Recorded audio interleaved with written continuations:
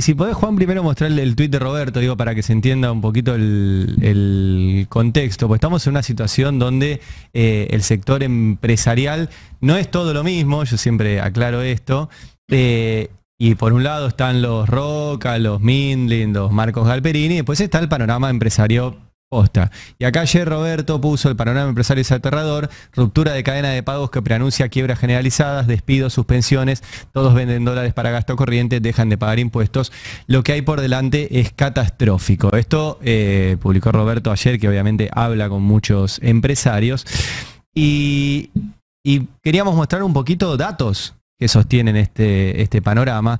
Ayer el INDEC dio a conocer, por ejemplo, qué está pasando con la industria manufacturera, la principal generadora de empleo del país. Los que estén mirando lo van a entender clarito. Hay una caída general del 12,4% de la caída de la industria manufacturera, y después todos los sectores, excepto el tabaco y equipo de transporte, todos los sectores están en rojo, pero en rojo mal. O sea, una caída, por ejemplo, en producción de maquinaria y equipo del 33%. Comparando enero de este año con enero del año pasado. Una caída de equipos de tecnología, ahí el simbolito es la computadora, del 32,5%. Una caída del 24% en muebles, colchones y otros industria manufacturera. Una caída del 19% en industria de metales básicos. Una caída del 15% en productos minerales, del 15% en productos del metal. Caída del 14% en industria de ropa. Caída del 12% de industria automotriz. Caída del 12% de industria automotriz, caída del 12% de químico, de plástico, de textiles, de madera, caída del 6,4% de alimentos. O sea, no solo te están cobrando más los alimentos, sino que están produciendo menos. Y el otro que es interesante para seguir con los datos del INDEC, y después pasamos al de la UIA, es el de la construcción. Porque la construcción es generadora de empleo directo y es generadora de empleo indirecto. Sí. Mucho, y sobre todo la obra pública. Es catastrófico, como bien lo definía Navarro. Caída del 21,7% interanual, o sea, comparando enero de este año con enero del año pasado. Y si se fijan en los que están al costado, los grises, que son, digamos, los insumos de la construcción, y eso es lo que es indirecto, cayó todo. Cayeron los artículos, la cerámica, el asfalto cayó un 62%. Se paró la obra pública. Se paró. Sí. La cal, 12%. El cemento, 20% de caída del cemento. 38% de caída del hierro. 28% de hormigón. Esto es una catástrofe. Sí, pero es importante que quede claro que esta es una catástrofe que no es producto de un error en la ejecución del plan, que no es producto de una mala concepción de la economía, sino que es exactamente lo que se está buscando. Si la inflación, como decíamos, es el plan. Si la inflación, como decíamos, parece que empieza a plancharse, que no sigue el rumbo alocado que había tomado en las primeras semanas del gobierno de Milei, es solamente porque no tienen a quién vender, y cuando no tenés a quién vender no podés subir el precio. Es el único motivo para el cual se planchó la inflación. Es el inicio de la plata dulce, ¿no? Porque mientras los mercados de jolgorio, baja el riesgo país, baja el dólar, suben las acciones, la industria... Y estos son muchos puestos de trabajo. Está planchada, La inflación lo que está es en 2 dígitos, en el orden del 15-14, desaceleró del 25. Bueno. No, pero está bien, pero que no está planchada. No, me refiero a que no siguió escalando, como era una opción que muchos economistas planteaban, que podía dar 40, 50, 60 mensuales. En la acumulada vos estás sumando casi 70 puntos de inflación en 3 meses. Seguro, sí, incluso más. Y esto además, ahora para ir a los datos de la UIA, en construcción ya tanto la UOCRA como la Cámara de Construcción calculan 100.000 puestos de trabajo que se perdieron directos y 200.000 más indirectos. O sea, solo acá en este cuadrito hay 300.000 familias sin laburo. Solo en este cuadrito.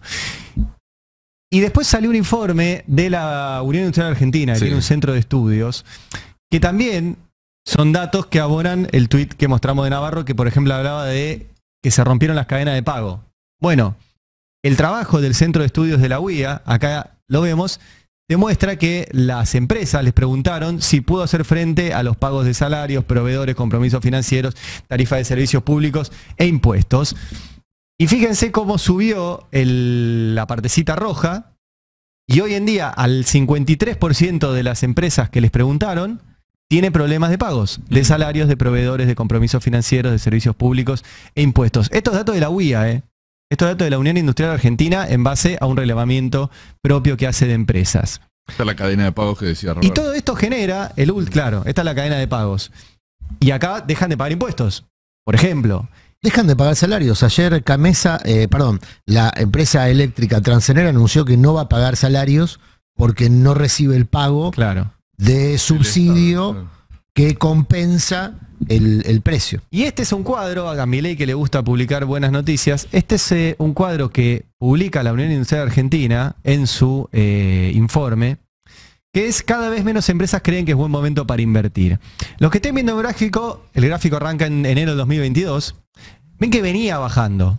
¿Sí? Le preguntaban a las empresas, ¿usted cree que es buen momento para invertir? Bueno, en enero del 2022 el 80% de las empresas te decía que sí.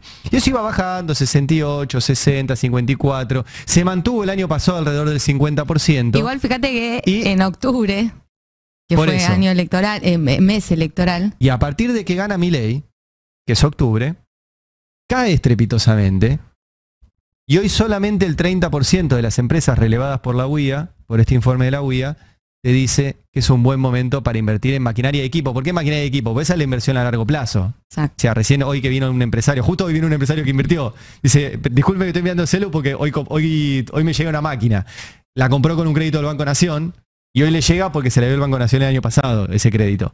Pero este es el contexto. O sea, bueno, la inversión que no está haciendo la economía real está yendo a la timba. Sí. Y también se duplicaron los PUT en 2 meses. Vamos camino a, fíjate, recién veía, ¿no? Paro de transporte y, bueno, paro de los docentes y varios paros más. Y el gobierno que te amenaza. No, pero además el gobierno te dice, te voy a descontar el día de paro. ¿A cuánto estamos de que un trabajador, una trabajadora te diga, descontámelo, que me sale más caro por el transporte y por lo que tengo que comer las horas que estoy afuera de mi casa, quedarme en mi casa y no ir a trabajar a hacer paro? Te añado un detalle. Porque está carísimo comer y el transporte. Es que ahí se ve claro que los subsidios al transporte son subsidios al que paga el sueldo y además del que lo recibe. Entonces el gobierno cuando te diga, porque hoy es una amenaza el te descuento el día de paro, cuánto margen tenés para que eso deje de ser una amenaza y que ya ni siquiera te importe eso?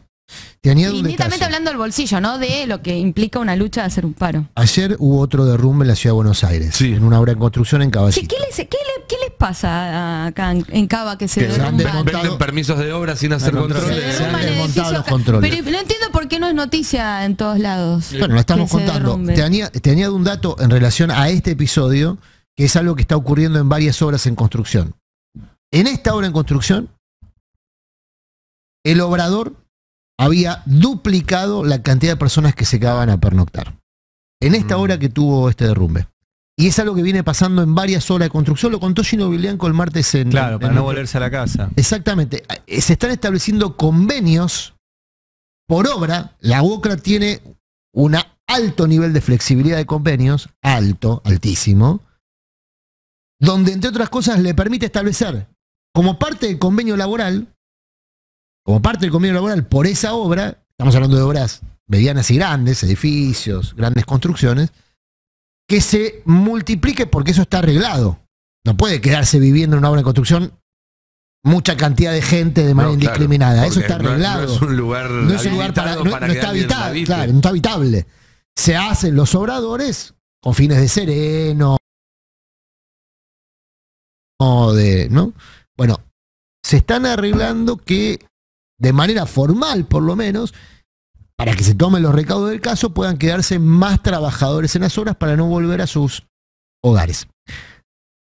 Yo no tengo recuerdo de un episodio así, donde se validen situaciones de esclavitud. Servidumbre, por lo menos, sí, claro. Bueno, porque personas, y personas que están escuchando esto y que trabajan en casas particulares, bueno, pero existe el régimen de trabajo, cama adentro, como se dice habitualmente, cama adentro. Sí, ese régimen existe, está arreglado dentro de una actividad que se empiece a ampliar por el costo del transporte.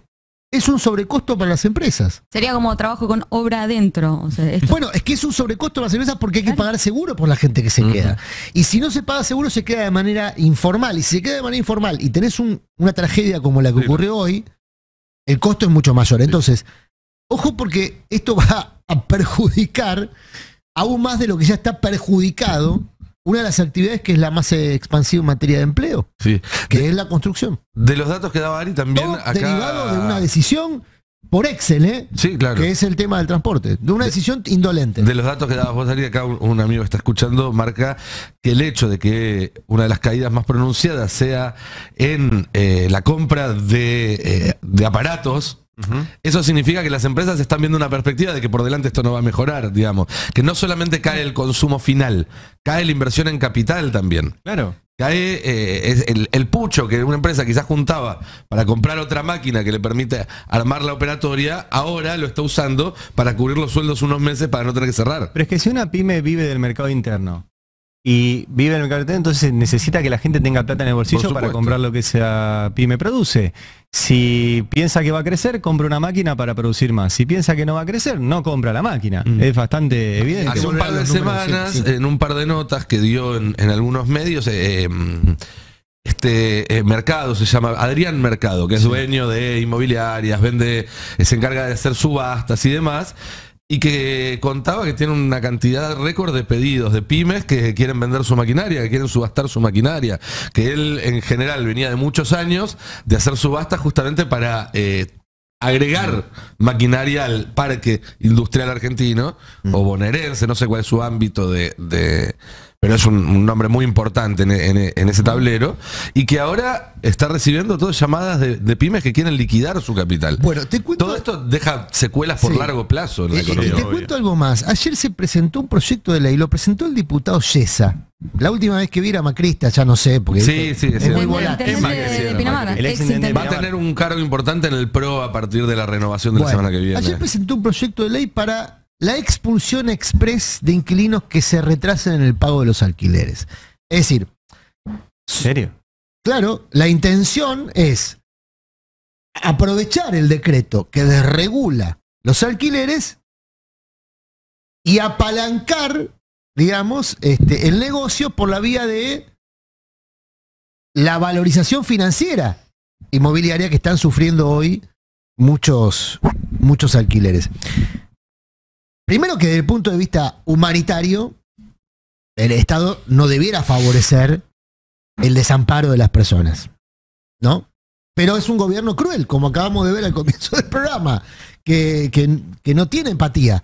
Entonces yo no esperaría del gobierno de Milei sensibilidad para convencerlo a Yesa de que no es lo adecuado desamparar a las personas. La expulsión express significaría que a sola denuncia se activaría una expulsión en no más de una semana. Eso es lo que plantea el proyecto de Yesa. El argumento de Yesa para el proyecto es, como muchos jubilados cobran poco, lo argumentó así, como muchos jubilados cobran poco, y muchos jubilados, o los que pudieron ahorraron en ladrillos, y esa es la verdadera jubilación de muchas personas. ¿Está defendiendo a los jubilados? Lo que dice Yesa es, bueno, para defender a los jubilados, lo mejor que podemos hacer es liberalizar la expulsión de inquilinos que no pagan, porque es jubilación que no reciben los jubilados que invirtieron y ahorraron el ladrillo. Ese es el argumento de Yesa. Él solo jugó del hambre en su aspecto más brutal, ¿no? En vez de plantear un sistema que mejore los ingresos por la vía solidaria, es decir, que haya más actividad económica, mejor empleo, más remuneración, mejor aporte, y que esos mejores aportes redunden en una mejor jubilación, lo que plantea es los juegos del hambre. Echemos a los inquilinos que justamente por la caída de la economía probablemente no puedan pagar alquileres. Entonces no solamente los sometemos a la angustia del desempleo, la pauperización, sino que además los desamparamos desde el punto de vista habitacional para proteger una inversión que, como ocurre con las prepagas, entiendo que hay un informe y ahí vamos para ahí, que como ocurre con las prepagas, es una inversión que está orientada a ganar por precio y no por volumen. Que los negocios inmobiliarios en la Argentina. Los negocios inmobiliarios han sido el corazón de la gestión macrista en la ciudad. Ganar por precio y no por volumen es un país chiquitito así. Sí, claro. Porque ganar por precio significa que el que no pueda pagar no tiene acceso a nada. Che, hay mucha gente escuchando este pase y llegan comentarios muy valiosos, por eso los leo, ¿no? Pero acá otro amigo y oyente que comenta respecto a lo que decías vos, Murat, ¿no? Que el primer antecedente de una villa miseria en la ciudad de Buenos Aires tiene su origen en la década del 30, cuando los estibadores del puerto no sabían si al día siguiente iban a tener trabajo o no y no podían pagarse el tranvía para volver a sus hogares. Entonces se quedaban a dormir en galpones por la zona de Retiro, en lo que ahora es, o cerca de donde ahora está la Villa 31. No es la misma continuidad porque en el 35 los echaron de ahí, pero la primera villa miseria se generó por un fenómeno muy similar. Y me agregan acá, además de eso, que hay una película que se llama Puerto Nuevo, de Amadori y Soffici, del año 36, que probablemente se pueda ver en Cinear antes de que lo den de baja. Donde se ve justamente todo este drama de los trabajadores que tienen que quedarse el retroceso. A vivir en galpones y armar, digamos, una vivienda precaria ahí porque no pueden volver a sus hogares. Un siglo estamos hablando. No, debe estar mintiendo tu amigo porque el peronismo es el que crea pobres. O sea, un saludo, perdona, a Lucho pero también, seguro que es mentira. Digo, y si acá cada uno se arma el relato que quiere. Eso es cierto. Se armas el verso que querés, entonces te lo van a negar. Es así de perverso este gobierno, con todo esto que estás contando, Adri. Que además... Agrego algo más para antes de pasar, porque ustedes se acuerdan, a mí uno de los discursos que más me gustó de Cristina de los últimos años fue el que dio en La Plata justo antes de que la condenaran. En el acto ese que hace, que parecía que iba a volver a ser candidata, que todas las primeras filas estaban llenas de ministros de Alberto. En el Estadio Único era, ¿no? En el Teatro Argentino. En el Teatro Argentino. Cuando ella habla de la importancia de que la familia comparta la mesa como momento que marca que la sociedad está funcionando, que el papá trabaja y puede volver a la casa, que el hijo estudia pero puede volver también a su casa, que no se tiene que ir a otra ciudad, que la inseguridad les permite a todos, digamos, volver tranquilos, que hay algo para poner en el plato y demás. Y que además... porque todos estos casos lo que hacen es romper ese tejido social. Acá me agrega Lucho que claro, esa primera villa que se forma es solamente de hombres, de varones, porque quedan separados de sus familias, y es lo que está pasando con estos trabajadores que se tienen que quedar a dormir en las obras en construcción. Se rompe el núcleo familiar y eso... Lo que va rompiendo es el cimiento sobre el cual se puede reconstruir el día de mañana. Si eso termina de deshacerse, es mucho más difícil el día de mañana recuperar lo que teníamos. Ese reclamo de Cristina de la cena, no es menos. ¿Por qué la cena y no el almuerzo? Porque también hablaba de el orden, es decir, que vos a las 9 de la noche ibas a estar en tu casa y no ibas a necesitar de un segundo trabajo. Hombre, mujer o los hijos, digamos que ya o no estaban cursando o no estaban en la escuela. Cuando se empieza a romper eso, porque vos tenés que hacer un segundo laburo, rompés el vínculo y también empezás a estar en esa soledad de la que hoy estamos hablando. Nobleza obliga, eso está pasando hace una década, ¿no? Entonces, sí, total. Se rompe un hilo que estaba muy finito, y es ahí donde se apalanca la narrativa de gobierno. Bueno, pero la cosa venía muy mal. Sí, entonces, pero un hilo finito se puede reforzar, un hilo que se rompió. Esa sería la réplica a la narrativa de gobierno. Y ahí volvemos a la réplica, a la construcción de la alternativa.